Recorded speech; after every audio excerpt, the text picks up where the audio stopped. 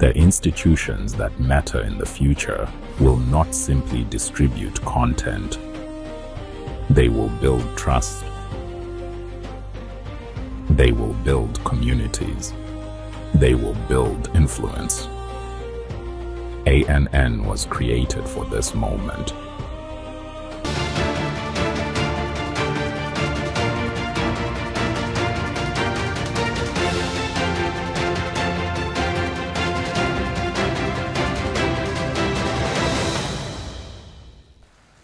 Israel rejects US-backed Gaza peace plan. Oyo State Governor questions NBS numbers. Troops battle 240 bandits at Zamfara-Kebbi border. Wike denies lobbying for APC campaign DG position. Team Tinubu Shatima mobilizes support ahead of 2027. Daddy Shoki celebrates 50 years of music and culture.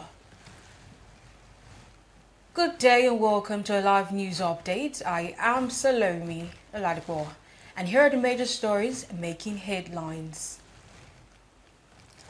Israeli Prime Minister Benjamin Netanyahu has rejected a 15-point US-backed peace plan for Gaza, saying Israel will not withdraw its troops until Hamas is fully disarmed. Netanyahu said Israel rejected the proposal during a cabinet meeting on Sunday. He added that the Israeli military would continue operations in Gaza and would not withdraw until Hamas no longer poses a threat to Israeli forces and citizens. The US-backed plan calls for the complete disarmament of Hamas and other armed groups in Gaza. Hamas has said it would only consider handing over its heavy weapons if Israel ends all forms of aggression and withdraw its forces from the territory. The development comes as Israel continues military strikes in Gaza despite an initial ceasefire agreement reached last October. A senior official with U.S. President Donald Trump's Board of Peace has insisted that a U.S.-backed plan remains the only way forward. Oyo State Governor Seyi Makinde has questioned whether Nigeria's reported economic growth is translating into better living conditions for citizens.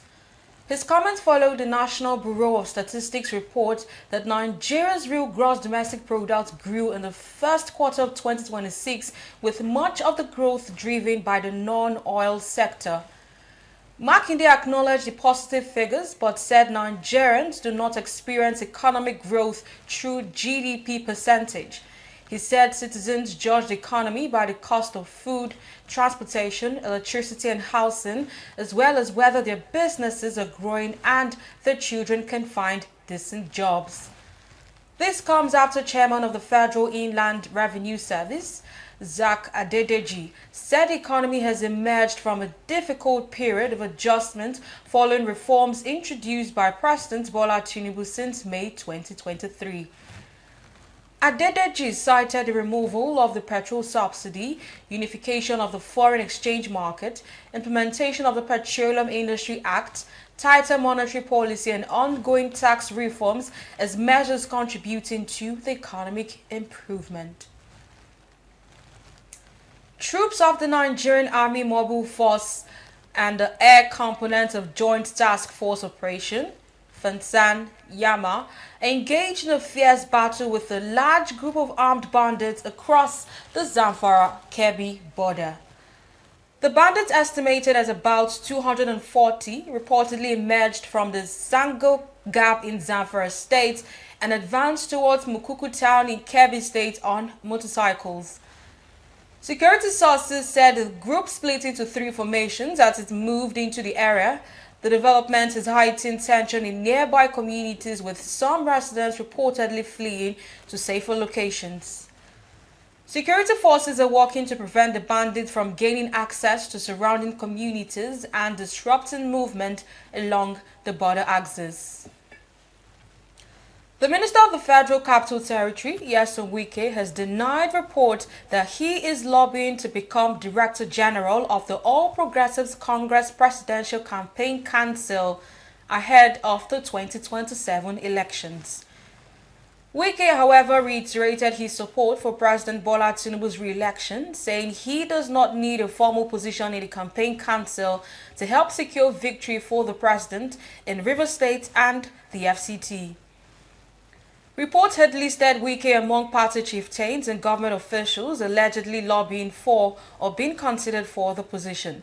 But in a statement on Monday by his senior special assistant in public communications and social media, Lere Olayinka, Wike described the report as false.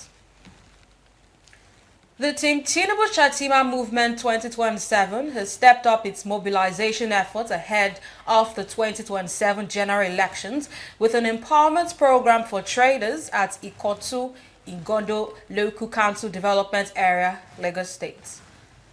The group said the initiative was aimed at supporting residents and cushioning the effects of what it described as temporary economic hardship arising from the reforms of President Bola Tinubu's administration. The group also highlighted ongoing government projects and called on Nigerians to support President Tinubu's re-election and the All Progressives Congress candidate for Lagos State, Governor Dr. Kadri Obafemi Hamzat, in the 2027 elections. Veteran Nigerian musician Daddy Shoki has celebrated 5 decades of culture, resilience and music at a special event tagged The Journey. The milestone celebrates his remarkable contribution to Nigerian music and culture. Held in Lagos, the celebration brought together popular music artists, prominent Nigerians, entertainers, friends and well-wishers to honor Daddy Shoki's remarkable journey. The event celebrated 50 years of his contribution to Nigerian music and culture, from his early days in Ajegunle to becoming one of the leading voices of the Galala music movement. Guests also reflected on his resilience, influence and lasting impact on generations of Nigerian music lovers. A live news correspondent, Precious Onu, filed in this report.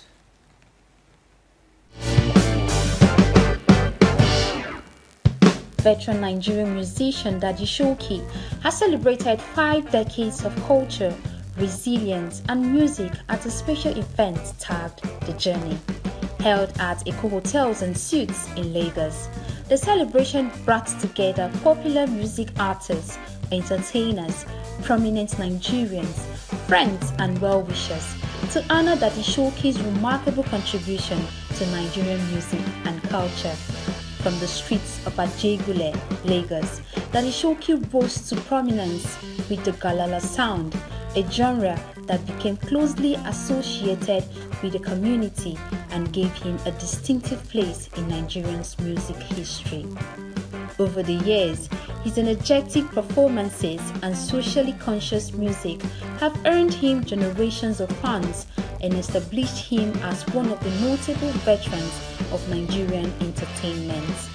The celebration was also a reflection of his longevity in an industry that has continued to evolve, while his music and influence remain relevant. For Daddy Shoki, the journey represents more than 5 decades on stage. It is a celebration of resilience, culture, music, and a legacy that continues to inspire. Precious Onu, Alive News Network. And that's the latest from Alive News Network. I am Salome Oladipo. Thank you for watching.